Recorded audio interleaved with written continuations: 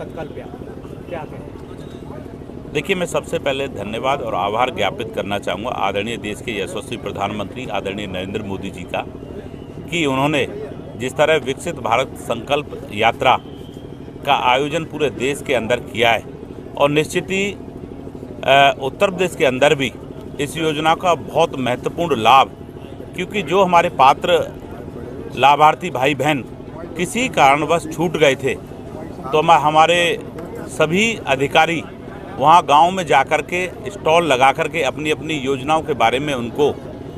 जानकारी दे रहे हैं, और जानकारी के साथ साथ उनको उन योजनाओं से जोड़ने का कार्य कर रहे हैं। तो निश्चित ही मैं समझता हूँ कि प्रत्येक ग्राम पंचायत के अंदर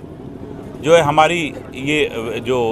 विकसित भारत संकल्प यात्रा की वैन है वो जा रही है, वहाँ प्रचार प्रसार कर रही है, और हमारे सभी अधिकारी उन योजनाओं से आच्छादित करने का काम कर रहे हैं। तो मैं इसके लिए आदरणीय देश के यशस्वी प्रधानमंत्री जी को, आदरणीय मुख्यमंत्री जी को बहुत हृदय से आभार और धन्यवाद ज्ञापन। देखिए, निश्चित ही मैं अगर बेरोजगार की बात करूं तो पिछले 6.5 वर्ष के अंदर उत्तर प्रदेश के अंदर हमने 6.5 लाख लोगों को सरकारी नौकरी देने का काम किया, और भी जो महत्वपूर्ण हमारी योजनाएं उनसे भी हमने, चाहे मनरेगा के माध्यम से, अनेक योजनाओं के माध्यम से लोगों हमारे सभी भाई बहनों को लाभ देने का काम किया। और निश्चित ही इस पर उत्तर प्रदेश और देश की सरकार लगातार कार्य कर रही है। देखिए, उनके बारे में मैं क्या कहूँ, आप सब मेरे से ज़्यादा बेहतर जानते हैं। वो हमेशा अपनी इन्हीं बातों के लिए रहते हैं, तो मेरे से ज़्यादा बेहतर आप उनके बारे में जानते हैं। क्या कहेंगे? देखिए, निश्चित ही जैसा कि 3 प्रदेशों में भारतीय जनता पार्टी की प्रचंड बहुमत के साथ सरकार बनी है, मैं इसके लिए देश के यशस्वी प्रधानमंत्री आदरणीय मोदी जी को, जितने भी हमारे सभी वरिष्ठ,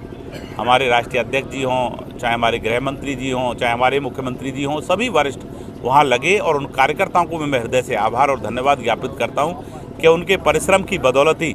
हमारे जो 3 बड़े राज्य थे उनमें भारतीय जनता पार्टी की प्रचंड बहुमत के साथ सरकार बनी है। और जैसा कि आप लोकसभा की बात कर रहे हैं, तो निश्चित ही 2019 में जो यहाँ के मुख्य विपक्षी दल थे, मैं हमेशा इस बात को कहता हूँ, वो साथ थे, तो तब भी हम जो 60 से अधिक सीटें उत्तर प्रदेश में जीतने का काम किया। और निश्चित ही इसमें कोई दो राय नहीं, जिस तरह हमारे केंद्र और प्रदेश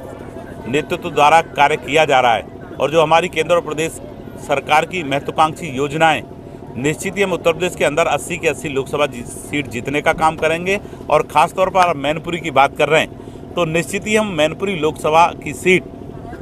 जीतने का काम भी भारतीय जनता पार्टी करेगी। आखिरी सवाल जी, अपना उम्मीदवार इतना लेट आता है कि सब देखिए, निश्चित ही भारतीय जनता पार्टी में कब क्या हो जाए यह कुछ नहीं है। यहाँ कोई भी कार्यकर्ता, हमारा प्रत्याशी हमेशा भारतीय जनता पार्टी का कमल का फूल रहता है। भारतीय जनता पार्टी का शीर्ष नेतृत्व संगठन जिसको भी जिम्मेदारी देगा, हम सब कार्यकर्ता हैं, निश्चित वह यहाँ से मैनपुरी से लोकसभा का चुनाव लड़ेगा। बहुत बहुत